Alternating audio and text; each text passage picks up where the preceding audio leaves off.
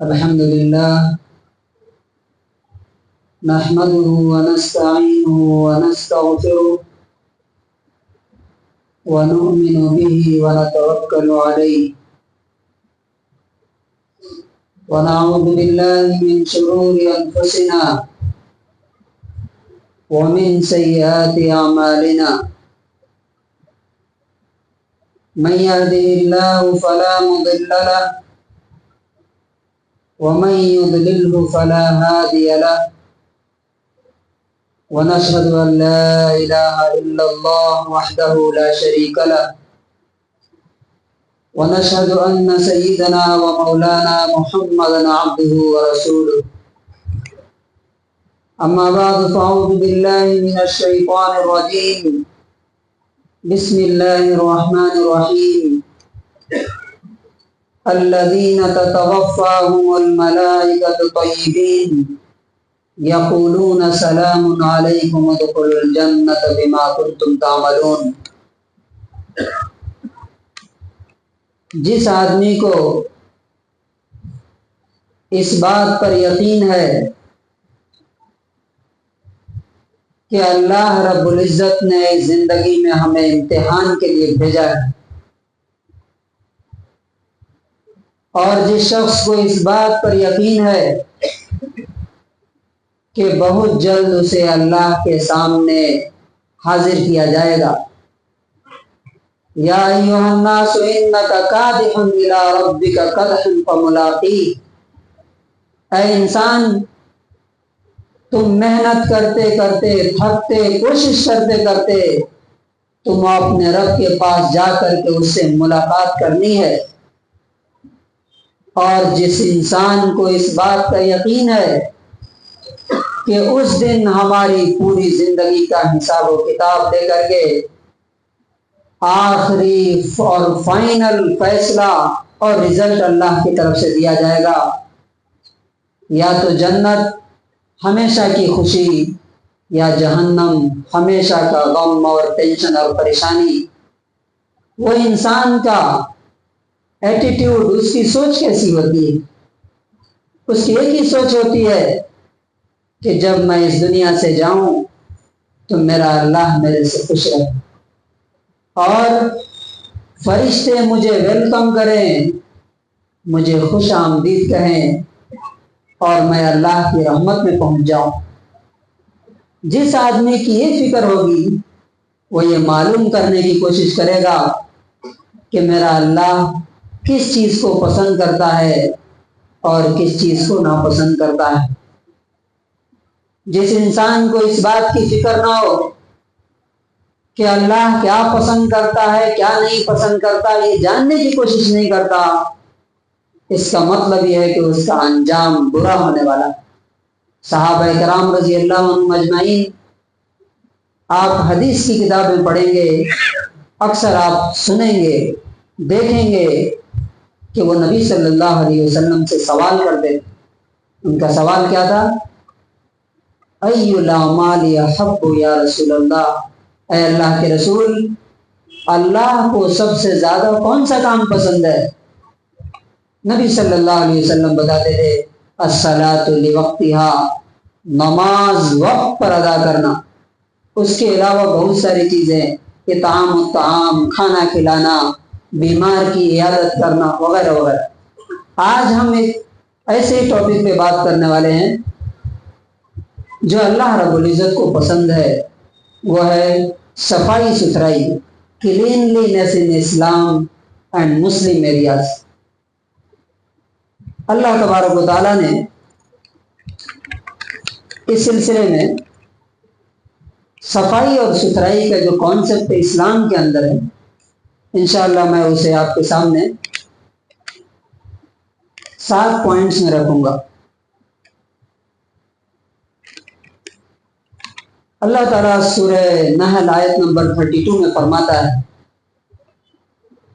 الذین تتوفاہم الملائکۃ طیبین، وہ لوگ جن کی روح فرشتے اس حال میں نکالتے ہیں کہ وہ پاک صاف ہوتے ہیں، جن کی روح فرشتے اس حال میں نکالتے ہیں کہ وہ پاک صاف ہوتے ہیں تو کہتے ہیں یقولون، وہ کہتے ہیں سلام علیکم، تم پر سلامتی.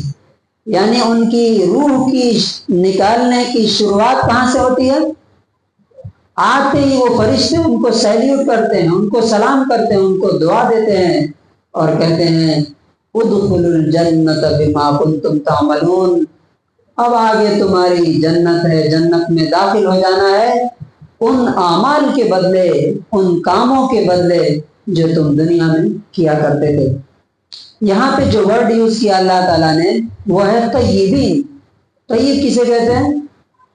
طیب کہتے ہیں پاک اور صاف، گندگی سے دور.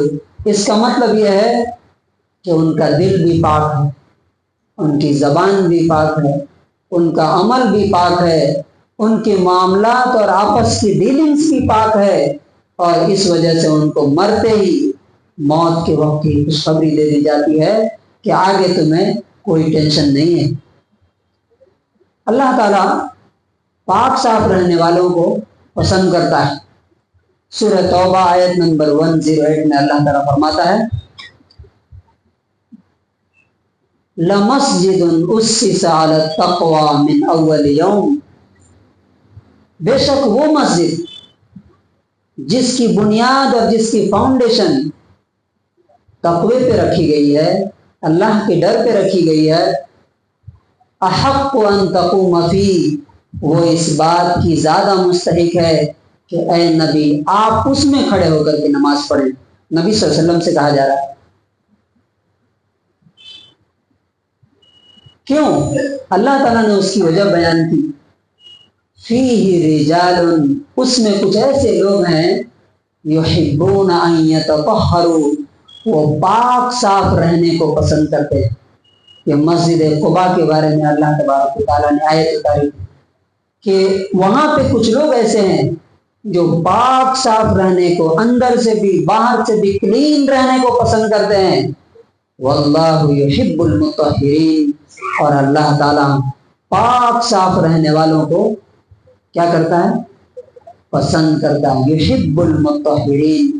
تو اللہ کی محبت اگر چاہیے تو پاکی اور صفائی بہت ہی ضروری ہے. اب سوال یہ ہے کہ کیا کیا چیزیں اللہ تعالیٰ پاک دیکھنا چاہتا ہے. بہت سے لوگ اوپر سے آپ کو بہت پاک دکھائی دیتے ہیں، بالکل چمکتے ہوئے، چہرہ بھی چمک رہا ہے، کپڑے بھی چمک رہے ہیں، اندر پوری گندگی، شرک کی، کفر کی، بدعت کی، حسد کی، جلن کی. ایسے لوگ اللہ تعالیٰ کے ایکسیپٹیبل نہیں. کچھ لوگ بہت زیادہ آپ کو عبادتوں میں دکھیں گے لیکن ان کی زبان گندی، ان کے اخلاق گندے، ان کے معاملات گندے. تو 7 پوائنٹس میں ہم دیکھیں گے کہ کس طرح کے صاف انسان کو اللہ پسند کرتا ہے. کون سی صفائی؟ نمبر 1 دل کی صفائی. اللہ تعالیٰ ان لوگوں کو پسند کرتا ہے جن کے دل پاک صاف ہیں. کس چیز سے؟ نمبر 1 شرک کی گندگی سے. شرک کی گندگی سے، کیونکہ یہ وہ گندگی ہے جس کے ہوتے ہوئے کوئی پاکی صفائی کا کانسیپٹ اور تصور نہیں ہے اسلام میں. شرک کیا ہے؟ شرک یہ ہے کہ آپ اللہ کی کوئی صفت، اللہ کی کوئی خوبی اس کے بندے کو دے دیں. فار ایگزامپل نفع اور نقصان پہنچانا، یہ کس کی صفت ہے؟ لاس اور پروفٹ کون دیتا ہے؟ صرف اور صرف اللہ تعالیٰ. اگر آپ یہ مانتے ہیں کہ اللہ کے علاوہ کوئی اور انسان، کوئی بھی ہو، اینی بڈی ایلس، اگر آپ کو نفع پہنچا سکتا ہے، نقصان دے سکتا ہے، تو یو آر اے مشرک. آپ کیا ہیں؟ شرک کرنے والے ہیں. تو شرک کی گندگی سے. نمبر 2 بدعت کی گندگی. بدعت کیا چیز ہوتی ہے؟ جو اللہ اور اس کے رسول نے نہیں بتایا، صحابہ نے نہیں کیا، وہ انسان کرے. فار ایگزامپل قبروں پر بلڈنگ بنانا، عمارت بنانا، گھر بنانا، چاہے وہ جس طرح کی بھی ہو. یہ کیا ہے؟ یہ بدعت ہے. اللہ کے رسول نے اس سے منع فرمایا. اور نمبر 3 دل کو گناہوں سے پاک صاف رکھنا. گناہ کا کوئی خیال ہمارے دل میں نہ آئے، یہ دل کی صفائی کا تیسرا معیار ہے۔ اور نمبر 4، کسی انسان کی طرف سے میرے دل میں کوئی برائی، کوئی جلن، کوئی حسد، کوئی نفرت، کوئی کینہ، کوئی ہیٹریڈ، کوئی جیلسی نہ ہو میرے اندر، بلکہ سب کے طرف سے میرے دل میں پیار ہو، محبت ہو۔ جس سے بھی کوئی نقصان میرے کو ہوا، جس سے بھی مجھے کوئی تکلیف ہوئی، میں نے اسے اللہ کے لیے معاف کر دیا، میرا دل پاک صاف ہے۔ یہ چوتھا معیار ہے دل کی صفائی کا۔ اگر اس طرح سے انسان کا دل صاف ہو تو اللہ تبارک و تعالیٰ اس کے دل میں اپنی محبت ڈال دیتا ہے۔ کیونکہ گندی جگہ میں کون رہتے ہیں؟ کتے بیٹھتے ہیں، جانور آتے ہیں، سانپ رہتے ہیں۔ اچھی جگہ پہ اچھی چیزیں، فرشتے کہاں آتے ہیں؟ اسی طرح سے اللہ بھی اس دل میں آتا ہے، اپنی محبت اس دل میں ڈالتا ہے جو دل پاک صاف ہو۔ تو نمبر 1 دل کی صفائی، ہمارا دل پاک صاف ہونا چاہیے۔ نمبر 2، جس کا دل صاف ہوگا اس کی زبان بھی کیسی ہوگی؟ زبان کیسی ہوگی؟ پاک صاف ہوگی۔ کس چیز سے؟ آپ اپنے آپ کو دیکھ سکتے ہیں، پاک دل انسان، اس کی زبان پر کبھی گالی نہیں آتی، نہ ہنسی مذاق میں، نہ سیریسلی، نہ غصے میں، کبھی نہیں۔ گالی سے پاک ہو، غیبت سے پاک ہو، کسی کی برائی سے پاک ہو، اور چغلی سے، جھوٹ سے پاک ہو۔ یعنی زبان ہمیشہ کیا بولے؟ اچھی بات بولے۔ جیسے رسول اللہ صلی اللہ علیہ وسلم نے فرمایا، من کان یؤمن باللہ والیوم الآخر فلیقل خیرا او لیصمت، جو اللہ اور آخرت پر ایمان رکھتا ہے وہ یا تو چپ رہے، اور اگر بولے تو کیا بولے؟ اچھی بات بولے۔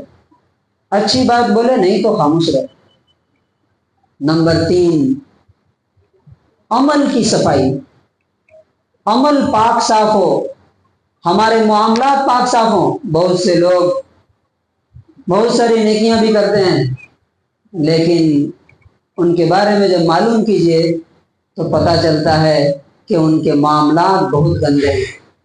کسی بھائی کا حق مارا ہے، کسی بہن کا حق مارا ہے، کسی بزنس پارٹنر کا حق مارا ہے، کسی اور کا حق مار کے رکھا ہے۔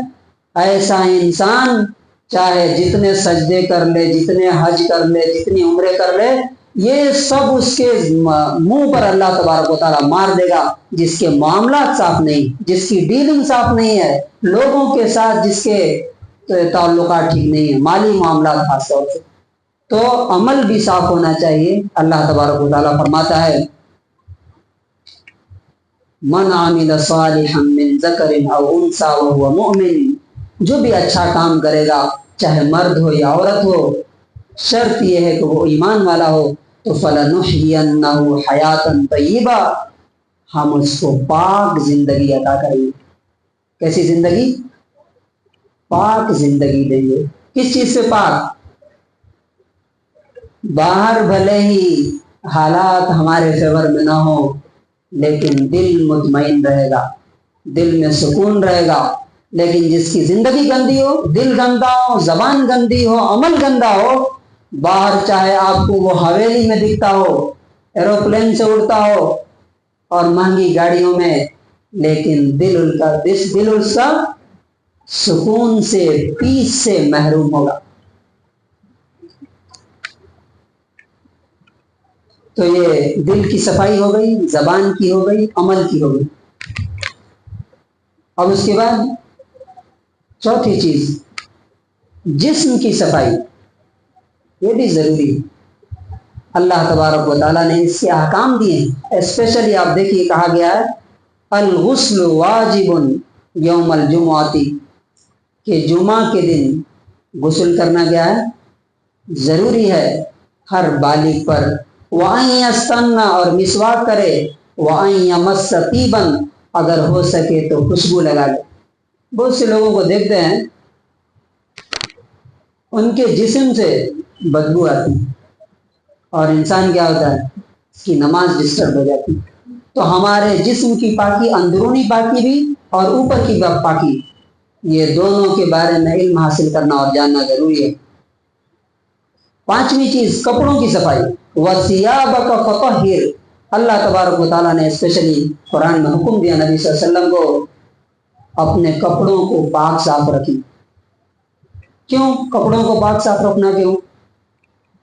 کیونکہ انسان کے پاس فرشتے اس وقت آتے ہیں جب وہ کیسا ہو، پاک صاف، اس کے کپڑے پاک ہو، اس کا جسم پاک ہو۔ جو انسان گندا ہو، اس کے کپڑے گندے ہوں، بدبو آ رہی ہو، تو کیا اس کے پاس فرشتے آئیں گے؟ نہیں آئیں گے۔ اس لیے ہمارے کپڑے بھی کلین اور پاک ہونا چاہیے۔ اور نمبر 6 منہ کی صفائی، اسپیشلی حدیث میں نبی صلی اللہ علیہ وسلم نے اس بارے میں بہت تاکید کی ہے۔ بہت سے لوگوں کو ہم دیکھتے ہیں دانت صحیح سے صاف نہیں کرتے، ان سے بات کیجئے تو منہ سے بدبو آتی ہے، ان کے ہنستے ہیں تو کراہیت ہوتی ہے ان کو دیکھ کر کے، اور ان کے پاس کھڑنا مشکل ہو جاتا ہے۔ اسپیشلی جو لوگ بیڑی اور سگریٹ پی کر کے آتے ہیں، آپ ان سے بات کیجئے پورا موڈ آف ہو جاتا ہے۔ جب نبی صلی اللہ علیہ وسلم اور اللہ تبارک و تعالی یہ کہتے ہیں کہ تم لہسن پیاز کھا کے مسجد میں نہ آؤ، کچھ لوگ مسجد میں آ کر کے بیڑی اور سگریٹ پیتے اور بیڑی سگریٹ پی کے مسجد میں آتے، اور ان کے آزو بازو جو آس پاس لوگ ہوتے ہیں جو بات کرتے ہیں، سانس لیتے ہیں، وہ بدبو سے انسان کا دماغ خراب ہو جاتا ہے۔ تو منہ کی صفائی، نبی صلی اللہ علیہ وسلم نے کیا فرمایا، اگر میری امت کے لیے مشکل نہ ہوتا تو میں ان کو حکم دیتا کہ ہر نماز کے وقت کیا کریں، ہر نماز کے وقت کیا کریں، مسواک کریں، اپنے منہ کی صفائی کریں۔ نمبر 7 راستوں کی صفائی۔ یہ چیز تو جو ہے اتنی زیادہ تاکید کے ساتھ آئی ہے، اللہ کے رسول صلی اللہ علیہ وسلم فرماتے ہیں، مسلم کی حدیث نمبر 35 ہے، الایمان بضع و سبعون شعبۃ، ایمان کے 70 سے زیادہ لیولز اور درجے ہیں، سب سے اعلیٰ، سب سے ٹاپ ہے قول لا الہ الا اللہ، اللہ پر ایمان لانا، لا الہ الا اللہ محمد رسول اللہ پر یقین رکھنا، وَأَدْنَاهَا، اور سب سے کم لیول جو ہے کیا ہے، اماطۃ الاذی عن الطریق، راستے سے گندی چیزوں کو، تکلیف دہ چیزوں کو کیا کرنا، ہٹانا۔ یہ اللہ کے رسول کی حدیث ہے۔ سب سے جب کم درجہ ہٹانا ہے، ذرا دھیان دیجیے، سب سے کم درجہ جب ہٹانا ہے تو ڈالنا کیا ہے، راستے کے کنارے، اس سے مطلب ایمان ہی نہیں۔ کتنے ایسے لوگ ہیں جو گھر مسجد میں آتے ہیں نماز پڑھنے، جو جاہل ہیں، جو نہیں آتے ہیں، جن کو معلوم نہیں، وہ چھوڑ دیجیے، ان کے گھروں کی عورتیں نہیں تو وہ خود بھی لا کر کے سڑک کے کنارے، روڈ کے کنارے گندگی ڈال کے جاتے ہیں، اور اسلام کو بدنام کرتے ہیں، مسلمانوں کو کہ دیکھو مسلمان ایسے ہوتے ہیں۔ اسلام یہ حکم دیتا ہے، یہ یہودیوں کی خصوصیت ہے۔ نبی صلی اللہ علیہ وسلم نے فرمایا، ان الیہود لا تطہر افنیتها، یہودی اپنے گھر کے سامنے کی صفائی نہیں کرتے، تم ان کی طرح مت ہو جانا۔ آج مسلمان کس کی طرح ہے؟ کس کے محلے صاف ہیں، کس کے محلے گندے ہیں؟ مسلمان کس کی جگہ پہ کھڑا ہو گیا ہے؟ کس کی جگہ پہ کھڑا ہے؟ صحابہ کی جگہ پہ؟ اگر صحابہ کی جگہ پہ ہوتا تو صحابہ جیسے معاملات اللہ تعالیٰ اس سے کرتا۔ یہ یہودیوں کی جگہ پہ کھڑا ہو گیا کہ جس گلی میں جائیے، جس محلے میں جائیے، جس کارنر پہ جائیے، چاہے گھر کوئی خالی جگہ آپ بتا دیجئے پورے یہاں پہ جہاں پر گندگی کچڑے نہ ہو۔ اور بعض دفعہ ایسا بھی ہوتا ہے اگر آپ روکیے تو لوگ لڑنے کے لیے آمادہ ہو جاتے ہیں کہ تم مجھے روکنے والے ہو، تم کون ہوتے ہو روکنے والے؟ اس لیے اللہ تبارک و تعالیٰ یہ حالات پیدا کر رہا ہے۔ اور راستوں کی صفائی کے بارے میں نبی صلی اللہ علیہ وسلم نے فرمایا، اتقوا اللعانین، یہ مسلم کی 269 نمبر حدیث ہے، دو لعنت کرنے والی چیزوں سے بچو، دو لعنت، کرس، شاپ دینے والی چیزوں سے بچو۔ پوچھا گیا ومن لعانن یا رسول اللہ، اے اللہ کے رسول، دو لعنت برسانے والی چیزیں کیا ہیں؟ رحمت نہیں، رحمت کے اپوزٹ ہے क्या? रहमत का माना होता है अनकंडीशनल लव, लानत का मतलब होता है अनकंडीशनल नफरत, हेट्रेड। अल्लाह के रसूल सल्लल्लाहु अलैहि वसल्लम फरमाते हैं कि दो सबसे ज्यादा लानत करने वाली चीजें क्या है तुम्हारे ऊपर? फरमाया अल्लज़ी यतखल्ला फी तरीक़िन नास, जो लोगों के रास्तों में गंदगी फैलाता है, औ फी ज़िल्लिहिम, या लोगों के सायों में जहां लोग बैठते हैं आराम करने के लिए वहां पर वो गंदगी डालता है। अब बताइए किस कम्युनिटी पर सबसे ज्यादा अल्लाह की लानत है? बगल में दलित रहते हैं, अब जाके देखिए, कई बार मैं जाता हूं तो जरा ध्यान से देखता हूं, सुबह सुबह उठ करके झाड़ू लगा के पानी डाल करके पूरा क्लीन करके रखते हैं। हमारे यहाँ न स्कूल बचा, न घर बचा, न रास्ते बचे। इसका जिम्मेदार कौन है? ये कुत्ते आपको जो दिखते हैं 50-50 कुत्ते, ये क्यों दिखते हैं? क्योंकि उनको खाने के लिए आप फूड दे रहे हैं। देखिए किसी भी मखलूक की फितरत का है, जहां जो चीज मिलेगी वहां जाएगा। फूड, अकोमोडेशन, रहने के लिए जगह, खाने के लिए जगह। सबसे ज्यादा कुत्ते कहाँ दिखते हैं? कौन से मोहल्ले में दिखते हैं? रीजन क्या है? बच्चे नमाज को नहीं आ रहे हैं, बड़े बड़े लोग भी डर के नमाज के लिए नहीं आ रहे हैं। इसकी जिम्मेदारी उन लोगों पर है जो रास्तों में गंदगियां डालते हैं। और सबसे बड़ी चीज कि हमारे रसूल सल्लल्लाहु अलैहि वसल्लम ने, जिसके बारे में हमारे मुसलमान भाई बोलते हैं हमारे रसूल हैं बड़े फख्र से, हमारे रसूल ने क्या हमें वसीयत की थी? एक सहाबी है अबू बरज़ा अस्लमी, वो कहते हैं कि मैंने पूछा, ये मुस्लिम की 2618 नंबर हदीस है, या नबी अल्लाह, अल्लाह के नबी, मुझे ऐसा काम बताइए अनतफ़िअ बिही, कि मुझे उससे दुनिया आखिरत में फायदा हो। आपने क्या वसीयत की?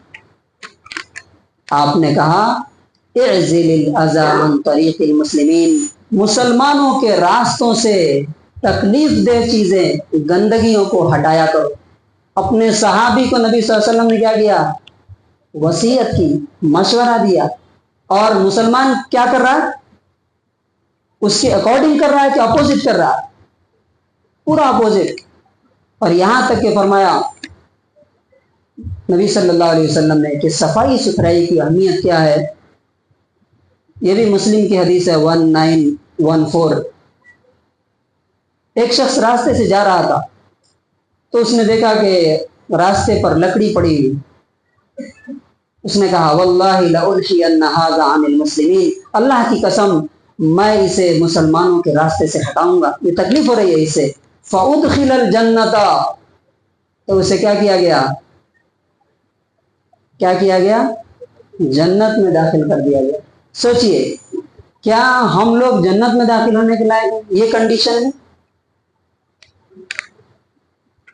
और जो आखिरी पॉइंट है वो है मस्जिद की सफाई। बहुत से लोग मस्जिद में आते हैं, वॉशरूम में आप जाइए, गुटखे और विमल, सिगरेट, बीड़ी सब वहां मिले हुए।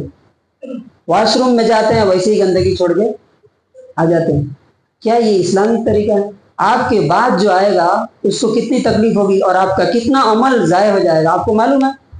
अल्लाह का कानून यह है कि जो इंसान किसी को किसी भी फॉर्म में तकलीफ देता है उसकी नेकी उठा करके उसको दे दी जाएगी।